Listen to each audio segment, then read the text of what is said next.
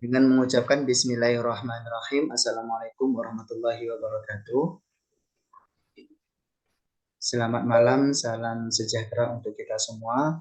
Baiklah, kami dari kelompok 4 akan mempresentasikan hasil diskusi kami di ruang kolaborasi sekilas tentang peran penting teknologi dalam proses belajar mengajar.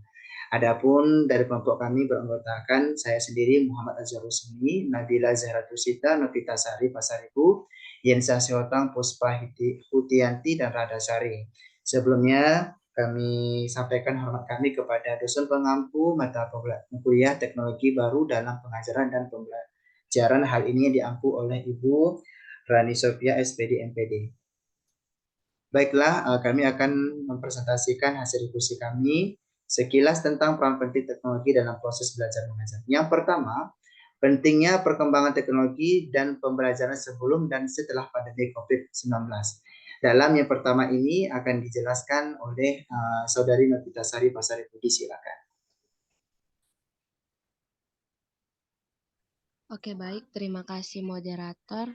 Nah, saya di sini akan menjelaskan bagaimana perkembangan teknologi dan pembelajaran sebelum dan setelah pandemi COVID-19. Nah, jadi kita tahu bahwasanya dampak COVID-19 itu berimbas pada segala bidang seperti itu, baik dari bidang pendidikan, ekonomi, bahkan pariwisata di Indonesia. Nah, jadi di sini kita lihat dari segi pendidikan, yang awalnya itu kita tahu bahwasanya tatap muka diubah menjadi via jaringan, yang tentu saja melibatkan banyak orang, termasuk peserta didik, guru, dan orang tua. Nah, pembelajaran secara daring tentu saja memiliki hambatan tersendiri yang menjadi tantangan bagi para peserta didik dan juga guru, termasuk orang tua. Nah, di sini teknologi sangat berperan penting dalam memfasilitasi pendidik untuk menyampaikan pembelajaran kepada peserta didik. Nah, jadi pembelajaran terjadi hanya di ruang kelas dengan menggunakan teknologi yang ada, seperti laptop, infocus, smartphone, di mana guru melakukan pembelajaran dengan leluasa, tidak terbatas dengan ruang seperti itu. Nah, kemudian guru lebih berperan dalam proses belajar mengajar di kelas. Nah, guru bisa berkreasi, berinovasi, bisa menguasai kelas seperti itu. Memadukan pembelajaran tatap muka dengan menggunakan teknologi yang dia pakai. Nah, misalnya guru bisa mendesain media pembelajaran, kemudian dibawakan di depan kelas bersama dengan peserta didik.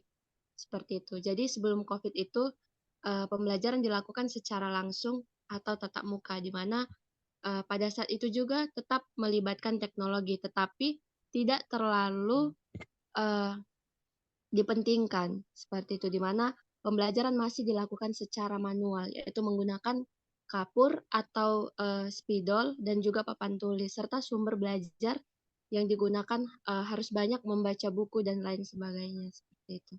Nah, kemudian perkembangan teknologi pembelajaran setelah pandemi COVID-19. Nah, teknologi kita tahu ada banyak, di mana ini bertujuan untuk membantu guru dan peserta didik dalam berkomunikasi pada saat pandemi COVID-19. Dan ini tentu saja memudahkan dalam proses belajar mengajar melalui platform-platform seperti Google Meet, Zoom, Classroom, WA, dan e-learning ataupun portal. Nah, walaupun berdampak tidak efektif pada saat pembelajaran, kurang efektif dengan adanya uh, kekurangan-kekurangan baik itu dari fasilitas, cara menggunakannya seperti itu. Namun sangat membantu dalam pembelajaran.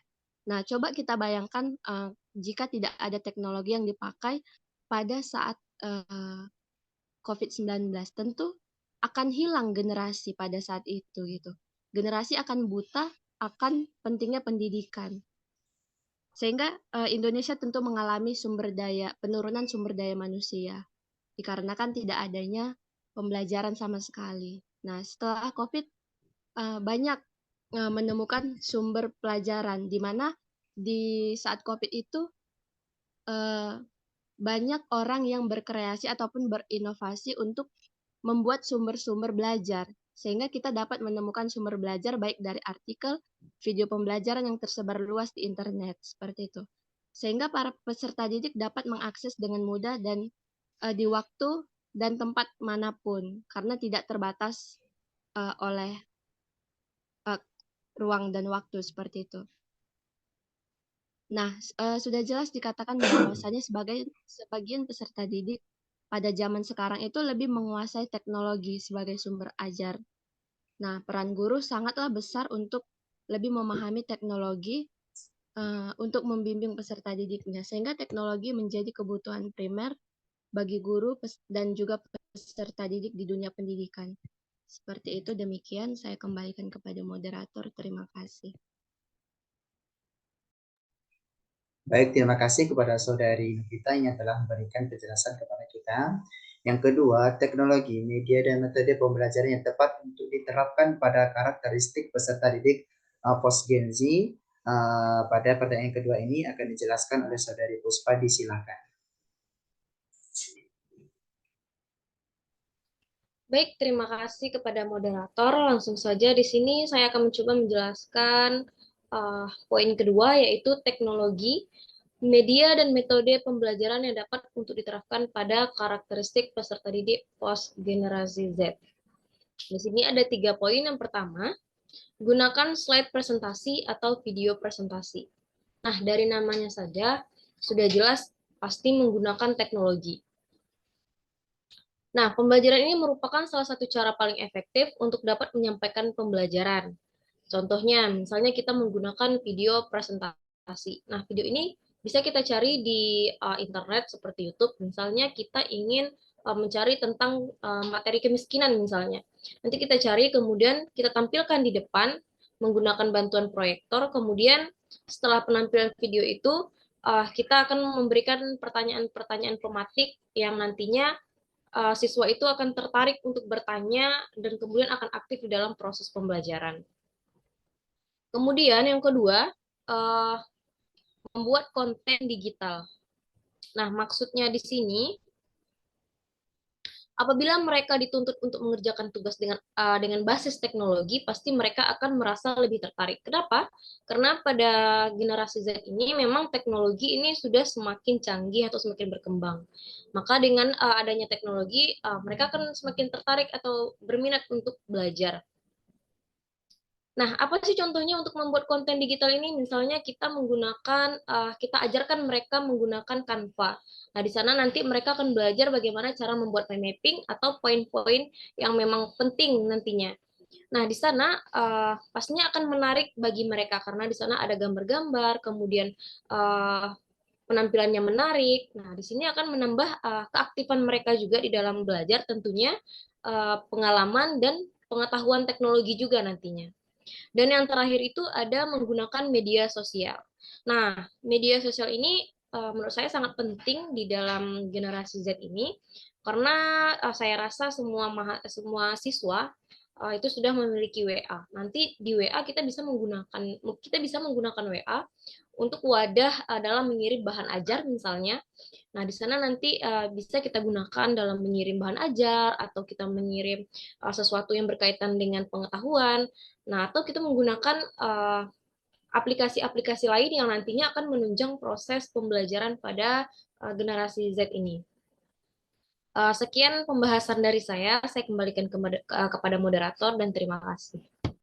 Terima kasih kepada saudari Puspa Hutianti yang telah memberikan penjelasan pada poin yang kedua. Selanjutnya, poin yang ketiga, apa pemanfaatan teknologi sesuai karakteristik peserta didik pada abad 21? Dalam hal ini akan dijelaskan oleh saudari Nabila, disilahkan. Baiklah, jadi di sini saya akan menjelaskan mengenai pemanfaatan teknologi dalam pembelajaran dengan memperhatikan karakteristik peserta didik abad ke-21. Jadi pembelajaran ke abad 21 ini, guru harus merubah pendekatan tradisional menuju pendekatan digital dengan menggunakan internet untuk mencari model, metode, strategi yang akan menjadi sumber dan media pembelajaran yang dapat meningkatkan kecepatan serta pencapaian tujuan pembelajaran yang akan meningkatkan kualitas pendidikan di Indonesia. Nah, jadi di sini ada 10 pemanfaatan teknologi. Yang pertama e-learning. Jadi e-learning ini adalah pelatihan, pembelajaran, atau pendidikan yang diberikan secara online melalui komputer atau perangkat digital lainnya. Lalu yang kedua adalah video assisted learning, yaitu menggunakan video yang isinya ini terdapat materi pembelajaran yang dibuat menjadi menarik dan dengan adanya gambar dan suara. Lalu yang ketiga adalah blockchain teknologi atau bisa disebut dengan distribusi ledger teknologi yang merupakan sebuah sistem yang dapat membuat orang-orang memiliki akses untuk merubah data yang telah dibagikan. Yang keempat ini adalah big data, yakni penyimpanan besar yang menjadi suatu tuntutan dari masyarakat. Lalu yang kelima ini adalah artificial intelligence yang merupakan cabang ilmu dari komputer yang luas berkaitan dengan pembuatan mesin pintar yang mampu melakukan tugas-tugas yang biasanya membutuhkan kecerdasan manusia. Dan yang keenam ini adalah learning analytics yang merupakan pengukuran, pengumpulan, analisis, dan pelaporan data tentang peserta didik dan pembelajaran. Yang ketujuh adalah gamification yang merupakan pembuatan elemen game dalam kegiatan yang bukan game. Lalu yang ke-8 adalah augmented reality dan virtual reality adalah teknologi digital yang dapat menghubungkan antara dunia nyata dan dunia maya. Lalu yang ke-9 ini adalah STEAM atau Science, Teknologi, Engineering, the Art, Matematik. Ini adalah pendekatan dalam dunia pendidikan dengan menggunakan Science, Teknologi, Engineering, the Art, dan Matematik sebagai acuan untuk membimbing siswa memiliki rasa ingin tahu. Lalu yang terakhir ini adalah Social Media in Learning yang merupakan pemanfaatan sosial media yang ada seperti blog, YouTube, Twitter, Instagram, WhatsApp, dan lainnya. Sekian saya kembalikan kepada moderator. Baik, terima kasih kepada Saudari Nabila. Selanjutnya kita masuk pada sesi pertanyaan. Untuk mempersingkat waktu, karena waktu Zoom kita tinggal beberapa menit lagi. Yang pertama disilahkan kepada Saudari Rensa. Para Yensa disilahkan.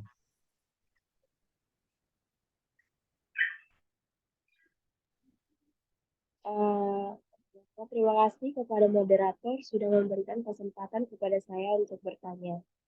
Jadi pertanyaan saya adalah, bagaimana cara guru menghandle peserta didik yang lebih mementingkan iptek untuk game yang berlebihan agar peserta didik bisa menggunakan iptek untuk kepentingan pendidikan?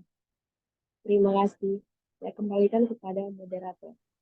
Ya, terima kasih kepada Saudari Yensa. Pertanyaannya adalah, yuk sama-sama kita berdiskusi teman-teman. Untuk pertanyaan salah satu dari kelompok kita yaitu,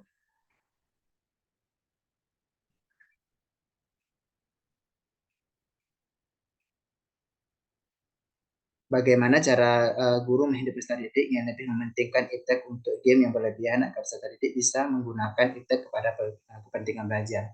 Saya coba untuk menambahkan jawabannya. Salah satu caranya adalah guru memberikan pemahaman apa dampak-dampak yang bisa teknologi tersebut bisa membuat sebagai sumber pembelajaran, kegunaan teknologi tersebut apa yang bisa dimanfaatkan untuk menambah referensi pengetahuan ilmu sumber pembelajaran lainnya.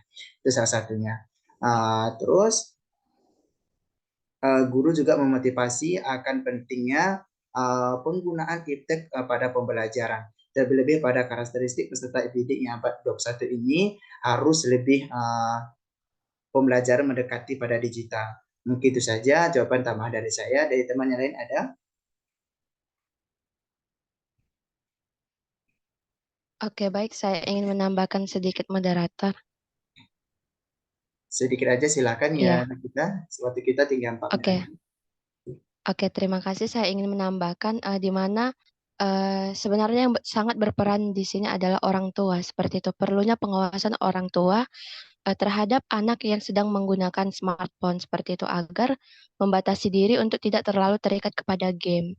Jadi perlu bimbingan orang tua dan orang tua juga berperan untuk memberikan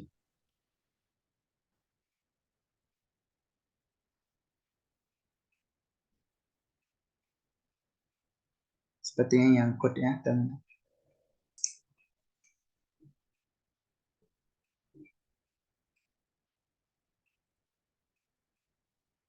seperti itu. Demikian, terima kasih saya kembalikan kepada moderator.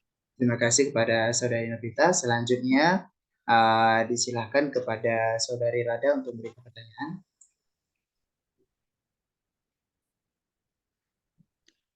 Silakan Baik, Saudari terima Rada. kasih saudara moderator. Saya akan menanyakan terkait pemanfaatan teknologi sesuai karakteristik peserta didik abad 21. Yang saya tanyakan, apa saja kendala guru dalam pemanfaatan teknologi dalam pembelajaran, serta apa solusinya? Terima kasih. Terima kasih kepada Saudara Rada. Saya akan mencoba untuk menjawab pertanyaan dari Saudari Rada.